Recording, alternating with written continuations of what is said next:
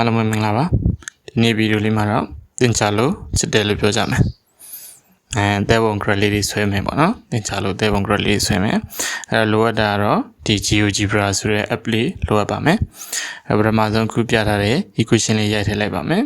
ဒါဆိုရင်ဒီမှာသဲပုံလေးထွက်လာပါမယ်သူ့မှာအရောင်လေးပြောင်းမယ်ဆိုရင် setting ရဲ့ style ကိုသွားပြီးတော့ဒီမှာနေရောင်လေးရွေးလိုက်မယ်ပြီးရင် line thickness အမြင့်ဆုံးထားလိုက်မယ် line opacity ကိုလည်းအမြင့်ဆုံးထားလိုက်မယ်ဒါဆိုရင်လိုမျိုးသဲပုံလာလေးရသွားမယ်ကိုရေးခြင်းတဲ့နာမည်ကို caption မှာထည့်ရေးလို့ရပါတယ်အဲ့တော့ I love ဘာညာပေါ့နော်အဲ့ဒီမှာတော့ I love the necklace ဆိုပြီးရေးလိုက်မယ်ပြီးရင် label နေရာမှာcaption ကိုရွေးလိုက်ရင်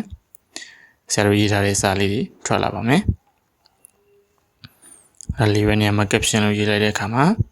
ဒီမှာဆောနာကဆရာတို့ရေးခဲ့တဲ့စာလေးပေါ်လာပါပြီ I love the necklace နော်ကြည့်လာတဲ့ဒုတိယတစ်ပုံပြမယ်ဒုတိယတစ်ပုံကတော့ခုပြထားတဲ့ equation လေးရိုက်ထည့်လိုက်ပါသူကတော့ပို့ပြီးတော့ဆောနာကပုံနဲ့ဆိုင်တော့လာတာပေါ့နော်အဲ့ဒါ setting နဲ့ style နဲ့ကနေနေအောင်လေးရွေးမယ် line thickness အပြည့်ထားမယ် line opacity အပြည့်ထားမယ်အဲ့တော့ဒီမှာ caption မှာကိုရေးခြင်းနေဟာရေးလိုက်ပါအဲ့တော့ caption မှာရေးပြီးတော့ဆောနာ label နေရာမှာ caption ကိုရွေးလိုက်ပါမယ်ကြည့်ဒါဆိုရင်ကိုရေးခြင်းနဲ့စာသားလေးနဲ့အသေးပုံလာလေးရပါပြီအဲ့တော့နောက်ဆုံးမှာလည်းဒီခုရိုက်ထားတဲ့ equation နှစ်ခုကို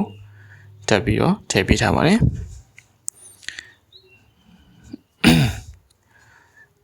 အဲ့တော့ဒီကတော့ပထမပုံရဖို့ရရမယ် equation လေးဖြစ်ပါတယ်ဒါကတော့ဒုတိယပုံရဖို့ရတဲ့ equation လေးဖြစ်ပါတယ်အားလုံးပဲကြည့်ရှုပေးတဲ့အတွက်ကျေးဇူးများတင်ပါတယ်